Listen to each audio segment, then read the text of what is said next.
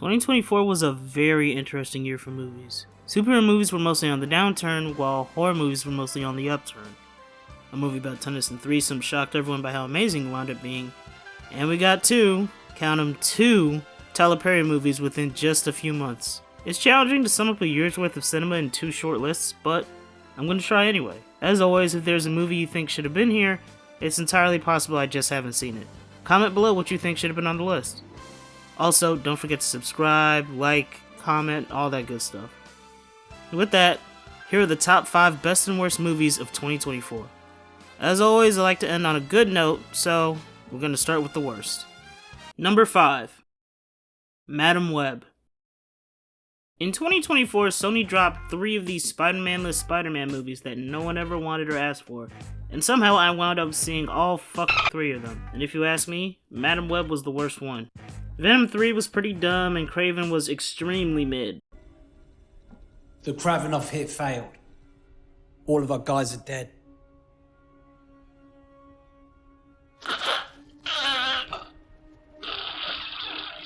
But Madam Web, oh, Madam Web. Crazy thing is, Madam Web is a character that genuinely no one even cares about, so in theory you could almost do anything you wanted to with it, and piss off no one. But they decided to do this. The way no one in this movie felt like they even gave a shit about what they were doing needs to be studied. But you're the paramedic. You saved my stepmother, then you were super awkward about it. That does sound like me. Wait. This movie actually made me a Dakota Johnson fan because the Madam Web promo stuff she was doing revealed that she's actually a chaos being from another universe that the rest of us simply don't understand. Can you name the 3 Spider-Man Tom Holland movies? Yeah. Spider-Man, here he comes. Here he comes, yes. That's number 1. Yep. Spider-Man, and he's back. And the other one, the last one is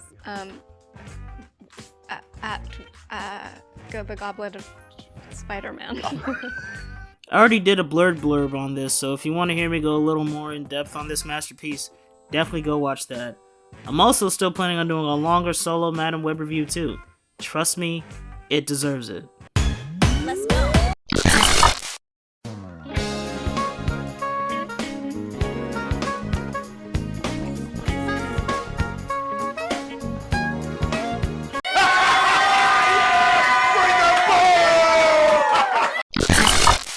Number 4. Megalopolis. I'm still not entirely sure if what I watched was a genuine attempt from an artist to put a vision that he had on the big screen, or the greatest shitpost of all time. The thing is, I respect Francis Ford Coppola for his past work. Man's made Apocalypse Now, he's goated no matter what. But this just wasn't it.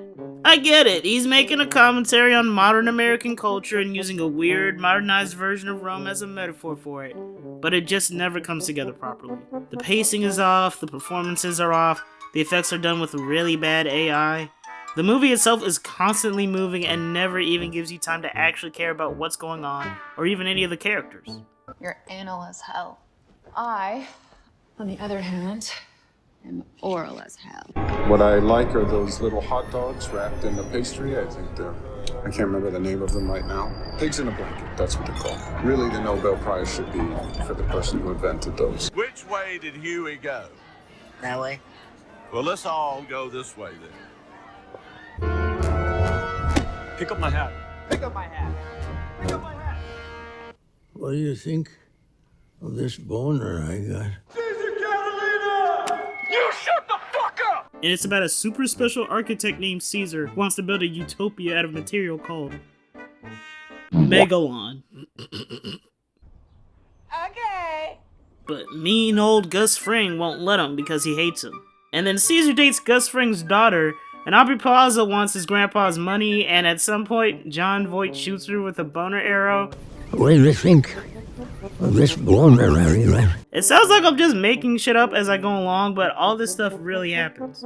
Only positive I can give it is it's one of the funniest movies I've seen in a minute. This man is the bane of my existence.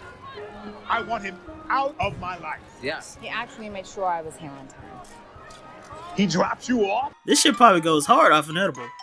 Shout out to my girl for getting me this shirt though. Damn it, Jerry! Number 3. Tyler Perry's Mea Culpa and Tyler Perry's Divorce in the Black.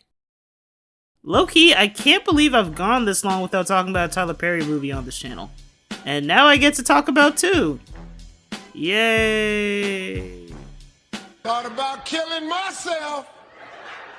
I put these 2 together because I couldn't decide which one I disliked more, and they're more or less the same movie. Both star a very well-known black woman celeb. Both have that celeb playing a woman who's pushed over by pretty much everyone in their lives. Both are being done wrong by the men in their lives. Both have excessively evil mother-in-laws that hate them for unexplained reasons.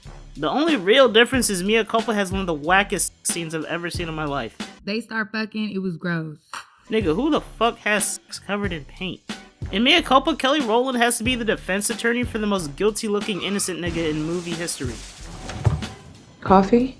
No, that stuff makes me crazy. Not literally. I did not kill my girlfriend. He did that shit. You guilty as fuck. And on top of that, she has to deal with a conspiracy involving this case, her mother-in-law, and her DA brother-in-law who's prosecuting this dude. I would prefer not to recuse myself if Your Honor would see fit. This is your sister-in-law. She knew I was prosecuting the case. Well, it's obvious that this animus will make for terrible bedfellows, so I think I'm going to allow it. What? My knowledge of the law mostly comes from Law & Order SVU reruns, but I don't think a judge would let family members try a case against each other. Malloy, the womanizer. Zaire Malloy, he makes women fall for him and then kills them. I could go on and on. So you think I'm running game? So I tell you that I'm attracted to you and you start throwing all this bullshit in my face. I think I need a new lawyer because everything in your body says you're attracted to me. But you won't admit it to yourself or to me. I can't trust you. Is this nigga serious? Divorce in the Black's plot isn't much better. It's basically the guy from that Karen movie divorces Megan Good and then is angry and drunk for the whole movie while Megan Good tries to move on. That's it, I'm not kidding, there really isn't much to it. The best thing I can say about either of these movies is that the opening scene of Divorce in the Black is the most insane 15 minutes I've ever watched. Do yourself a favor and hunt that scene down if you can. We the Bertrands, baby, don't you forget it, and we don't need nothing from you. Y'all, get the boy. Get him! Get him! No! Not the casket. Take him out. Tyler, man, what is your problem? Number 2. Not another church movie. Why? Why is this happening to me? Why? This is usually my day of rest, but I'm feeling like something. Hashtag Holy Davis. Come on now, dog. Come on, man. I debated with myself for a long time about the placing of this movie and number 1, and I decided to make this number 2 solely because number 1 pissed me off way more. But damn, man, this shit was so bad. Come on so now, bad. man. Honestly, it's kind of fitting that a parody of Tyler Perry movies would be placed lower than actual Tyler Perry movies. Not only is it probably a bad idea to try to do a parody of movies that are already comedy movies to begin with, but if you're gonna do that, you gotta actually be funny. Mr. Evans, who are these women? Well, you see, Your Honor, this right here is Karen, and this one right here, this is Karen. And that one right there, her name is Karen. These are my publicists from the KKK and Associates. Thought about killing myself. I feel like the worst kind of movie is an unfunny comedy, because you can't get any entertainment out of it. Like anyone who's ever seen a TP drama movie, even if the drama isn't particularly good, you can at least get some laughs out of how crazy it is. You run and tell your husband that shit, bitch. I got something for his ass. And what the fuck you looking at? You can't get anything from an unfunny comedy movie, you're just stuck looking at the screen waiting for this shit to end. A parody of Madea movies is basically just doing the same kind of jokes Madea does, but even worse. Told your ass about them damn cigarettes I didn't try to kill yourself. Don't you worry about me. I'm gonna smoke as much as I damn please. Yeah. Yeah, they my lungs. Mm-hmm. That's why I got these little backup ones over here. Got 2 brand new lungs in there.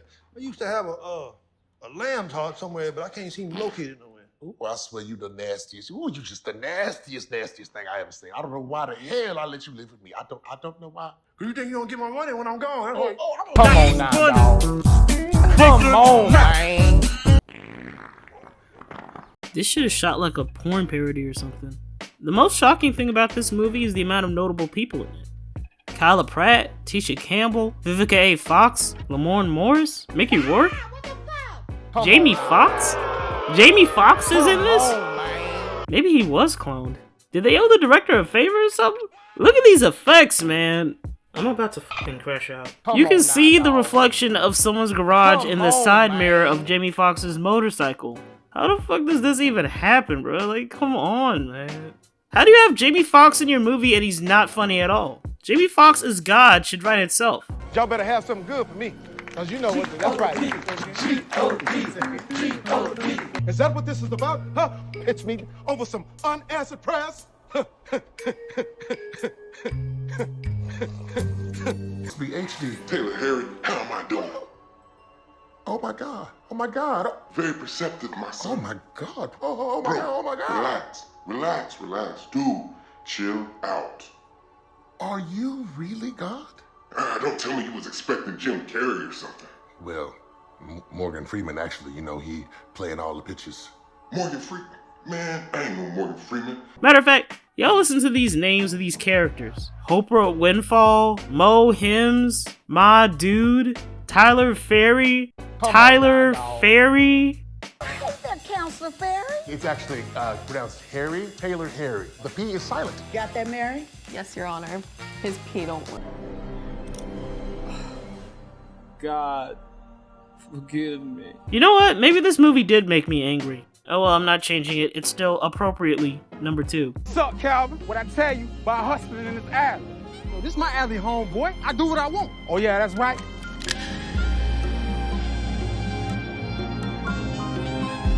Ricky! Wrong movie! Get out, get out of my life! Before I get to number 1, here are some dishonorable mentions. Venom: The Last Dance. If it weren't for the fact that Venom is one of like 3 Spider-Man villains, people who don't read comic books know, we never would have gotten 3 of these. Eminem didn't make a song for it, and it's the least successful one. I don't think that's a coincidence. Kraven the Hunter. So, the Sony Spider-Man-less Spider-Verse ends not with a roar, but with a mew. Aaron Taylor Johnson's abs couldn't save y'all in this one. At least white people got their own Black Panther now. Trap. This was the number 1 comedy of 2024. Highly recommended. This is a certified hood classic. Argyle. Somehow this movie had more twists than a Tyler Perry and M. Night movie combined, and they each got more insane than the last. Also, I'm a dog person, so points out for the cat representation. The Strangers Volume 1. Whack. Night Swim. Whack. Red 1. And I've got to say, in all honesty, it's the biggest piece of dog shit that I have ever heard. Everyone's laughing, by the way, but it's true because everybody's heard it too. Everyone heard it, right? They look at everyone's like, yeah, big piece of dog shit. Joker, Folie à Deux. Honestly, this is the only bad movie that kind of fascinates me because some days I think I kind of appreciate it, but other days I really, really hate it. Also, it didn't need to be a musical at all. Doesn't help that there was people in the back talking about the Power finale while I was trying to watch it. Yes, I'm still mad about that, bro. Shut the fuck up in the movie theater, man. Reagan. Full disclosure, I haven't actually watched this one, but I gotta put it on here off GP. Fuck Reagan. Number 1. American Society for Magical Negroes. Now you listen here, boss. Who snuck me that harmonica so I could speak my soul before I go? I did, but... That took courage. That was done by a man. So when Mrs. Bossman look at you tonight, know that she's looking at the greatest man in Kennebec County.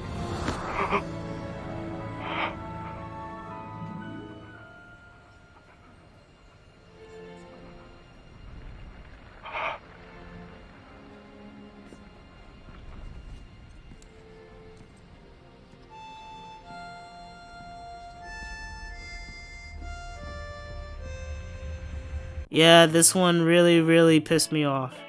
When this movie was first announced, most people assumed it was going to be Harry Potter with black people, and I definitely get how people who may not be familiar with the trope of the magical Negro would make that assumption.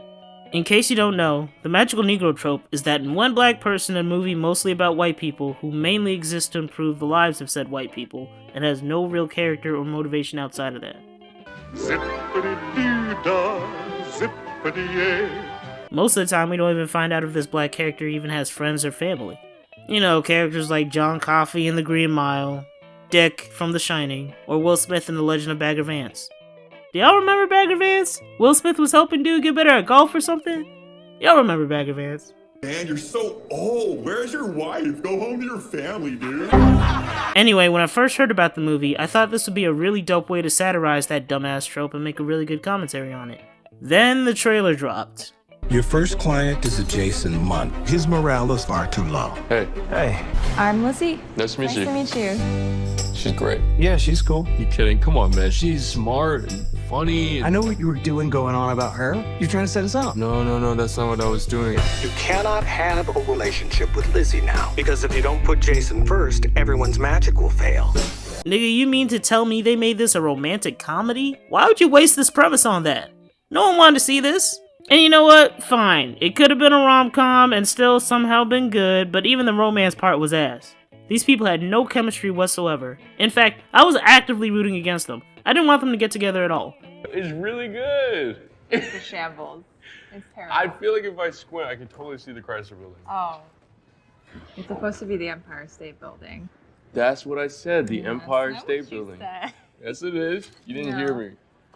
Yeah. You added bumpers? Oh my god, I don't care! The way this movie was structured was so odd. The first half of the movie is introducing all this lore about how magical Negroes work in this world and their powers and how their job is to help white people feel better. And the second half is just this dude trying to get with this random girl that he isn't supposed to get with because she's supposed to be getting with this random white dude, and I just don't care, man. They betrayed me, they didn't keep their promise, they tricked me, and I don't care anymore. David Allen Greer is one of my favorite actors ever, and he's just wasted here. None of the jokes were funny. And usually I don't mind Justin Smith, but they got him playing one of the weakest main characters I've ever seen in my entire life. Like, Buddy is such a pushover that it actually makes me mad. I don't care if you give an unearned rant at the end of the movie, you guys made him too much of a punk. He isn't even empathetic at that point. This movie has a 25% on Rotten Tomatoes? That's too high. Who the f gave this a decent review, bro? I want names. Magical Negroes had a chance to tackle this extremely dated trope, and instead it just added another Magical Negro to the list. This movie. Genuinely. Whew, okay, now that that's over with, time to talk about movies I actually enjoy watching. Number 5.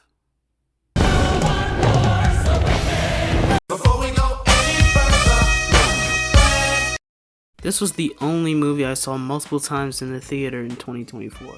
It's a great musical, man, what can I say? I don't know a single person that watched this movie and didn't walk out of it wanting to immediately watch it again. It did everything a musical is supposed to do. It had set design that stood out and immediately made an impression on what the Land of Oz is like. It was filled with iconography that will be remembered for generations now for people who've never seen the original stage musical. Singing was top notch, of course, with the leads being Ariana Grande and Cynthia Erivo, and the story was immediately relatable, with Elphaba being the victim of racism and discrimination due to her skin color, which, given the race of Cynthia Erivo, added another dimension to the performance. What? What are you staring at? Is it because I'm black?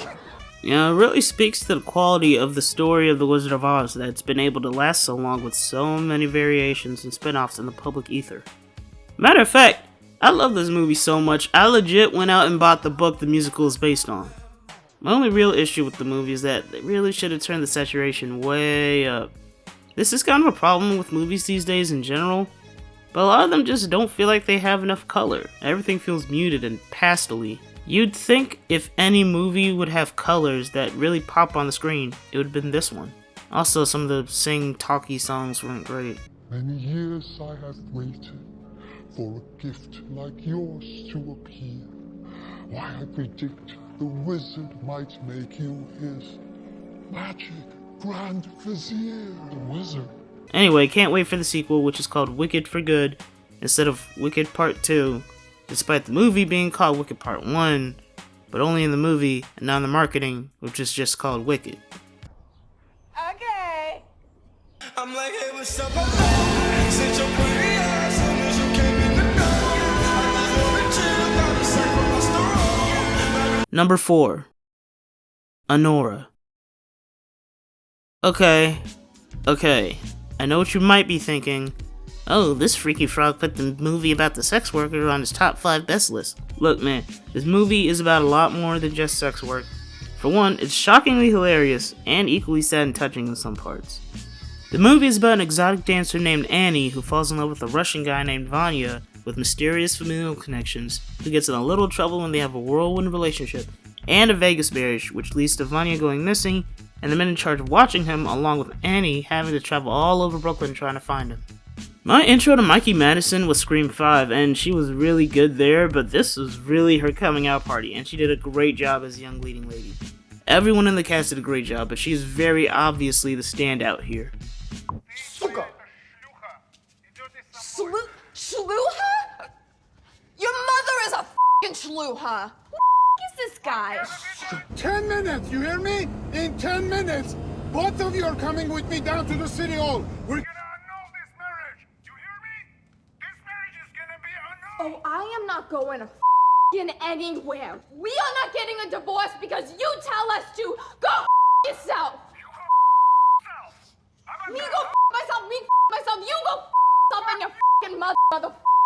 It's the kind of movie where the characters don't even really feel like movie characters. It was like someone just turned on a camera and started filming. Low-key, when I was watching it, I thought it might have been a Safdie Brothers movie, but no, it's from director Sean Baker, who directed the Florida Project a few years back. It really made me want to check that out soon. So yeah, when I say I enjoy it for the plot, I actually do enjoy it for the plot. I just appreciate art. Hashtag this nigga lying, your honor. Number 3. Challengers. This one legit caught me by surprise because I remember watching the trailer and thinking to myself, oh, so this is about tennis and some dudes getting nasty with Casey undercover. Okay, I don't think I'll be watching this. I'm so happy I did. This might be the best directed movie of the year for me. The shots Luca Guadagnino was able to pull off in this movie were amazing. The score was incredible and memorable.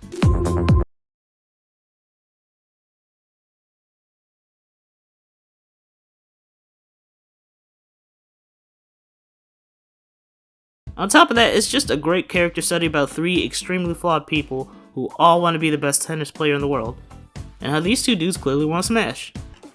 You know, this just makes it harder for me, right? I'm just sitting here. I would never do anything to get in the way of you and your girlfriend. That's not your style. You're playing percentage tennis, waiting for me to fuck up. You are gay! This is unexpectedly the most sensual video I've ever made for this channel, bro. Anyway, highly recommend it. Definitely watch it if you have a chance.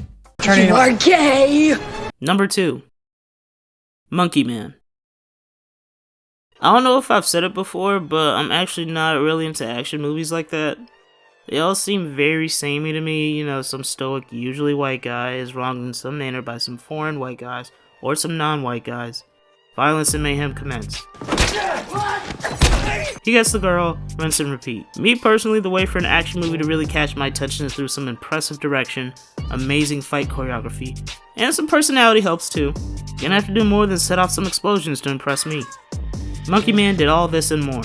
I'm sad it came out near the beginning of the year because it seems like it kinda got forgotten about by the time everyone was making year-end lists and award campaigns started dropping, because the cast and crew of this movie absolutely deserve the flowers for this one. This was a pure passion project by Dev Patel that only even made it to theaters thanks to Jordan Peele seeing it and decided it needed to be seen on the big screen. And he was right. What's crazy is a lot of the movie takes place in the slums of India, and Patel found a way to show both how hard the lives of the downtrodden are there, while also making it look incredible by using the environment to its advantage. It's not just all action either. You can tell Patel really wants to give some commentary on the caste system in India by showing how different the lives are between the haves and the have-nots in this country. The story itself is captivating as well, as it centers around a street fighter who's on a journey to avenge his mother against those who are dedicated to maintaining the wide gulf between the rich and the poor in India. It's a miracle this movie got made too. Behind the scenes, the crew ran into some trouble to the point where all of a sudden they lost access to cameras, so they decided to film the movie on an iPhone. Patel even injured his hand while filming and was still determined to finish, so props and respect to everyone who made this possible. I don't even want to say too much about the movie because I really want you guys to check it out. This was the best action movie I've seen in years. Now before I get to my number 1 best movie of 2024, some honorable mentions. Blink Twice. This was a pretty good year for actors trying their hand at directing, and Zoe Kravitz clearly has a lot of talent behind the camera. I can't really say too much about the movie without spoiling it, but I will say it gives a commentary on wealthy men and what they do with their power that is both haunting and unfortunately timeless. Dune Part 2. This was a movie that convinced me Timothée Chalamet might have the sauce. Shout out to the world's first white Muslim. Smile 2. It's rare a horror sequel actually takes what the first did and expands on it in a satisfying way, but they killed it with this one. Naomi Scott, I apologize. I was unfamiliar with your game. Heretic. Turns out the way to make a horror movie about a Reddit atheist not annoying is to have him be played by Hugh Grant. Mr. Crockett. Huh. A lot of these are horror movies. Anyway, making a horror movie about a Mr. Rogers type children's show seems like a no-brainer. You'd think there would be more of these. I hope this becomes a full-on franchise. The Book of Clarence. Another one that came out so early in the year that people seemingly forgot about it. The best way I can describe it is, it's like Friday meets the Bible. A con man convinces people he's the Messiah and hijinks ensue until he learns the lesson. I guess technically it could be considered religious propaganda, but it's like VeggieTales. Religious propaganda that's still entertaining to watch. Soundtrack is fire too. The tone does take a weird shift at the end though. The Wild Robot. Inside Out 2. I feel like the Inside Out movies are gonna wind up being for Zoomers what Toy Story is for millennials. These are really good movies, man. Rebel Ridge. Another action movie that took me by surprise about a vet being harassed by cops who takes things into his own hands when pushed too far. Not the most original concept, but Aaron Pierre really elevates it. Once Lanterns comes out, this dude's gonna become A-list quick. Deadpool and Wolverine. Okay, I'm not gonna lie, this movie introduced a few concepts into the MCU that make no sense, and I'm almost certain future movies will ignore. Similar to how this movie kind of ignores how dimension hopping works in the MCU, or the concept of incursions. And it's also asking me to ignore how a lot of those early 2000s superhero movies actually weren't very good. You can't fool me, Ryan Reynolds. But we got Wolverine in the yellow costume, man. Fuck do you want me to say? That shit hits different. Number 1. Nosferatu. You must bow to it. Crazy style. Coming in at the last damn minute, Nosferatu was my favorite movie of the year. As it turns out, the secret to making a successful horror remake is to have people who know how to write and direct make it. Who knew? I might have to put Robert Eggers on that little list of directors I got where when I see their name in a trailer, the ticket is already bought. He did his thing before with the Vavitch, and damn it, he done did it again with this one. In Nosferatu, we find out why it's a bad idea to pray to dark forces for a man. Because years down the line, when you found one, your musty ass ex might pop up and be messy trying to get you back. His hair, whack. His gear, whack. His jewelry, whack. His footsteps, whack. The way that he talks, whack. Low-key, this movie is a love and hip-hop storyline with a dark gothic veneer. I'm even more mad at The Idol because I legit thought Lily Rose Depp just wasn't a very good actor, but she put on one of the best performances I've ever seen in my entire life in this movie. You stopped your letters to me. What? You promised to write to me every day. Did not you think of me in that castle? I did. Lies. After what you have just confessed. He told me about you. He told me how foolish you were. How fearful. How like a child. How you fell into his arms as a swooning lily of a woman. Ellen. He told me how you sold me to him for gold. No. Our love was supposed to be sacred. Please. You never listened. Well, where is it? Your money, your promotion, your house. Where is that which is so precious to you? Sheesh. Bill Skarsgård is unrecognizable as Count Orlok. Whenever he's on screen, you're disgusted yet you don't want to look away. Bounce on it. Crazy style. The costume design and set design are both not only period accurate, but feel like characters within themselves. You feel dirty and nasty while watching them. Everything feels gross and claustrophobic, and it really adds to the experience of watching it. I'm definitely gonna buy it when it comes out on Blu-ray, but if you never got the chance to see this on a big screen, particularly in IMAX, I feel bad for you. If you take anything away from watching this, please remember, say no to Vampire Dick. Another year down, another top 5 video done. Thank you to everyone who watches and supports. I really love doing these videos and just talking about movies in general. At the end of the day, I'm happy these movies exist, even the bad ones, except for Magical Negroes. Fuck this nigga! Ah! Doodle garbage! What are your best and worst movies of 2024? Comment below, I'd love to hear them. Don't forget to subscribe, like, etc., etc. Until next time, peace.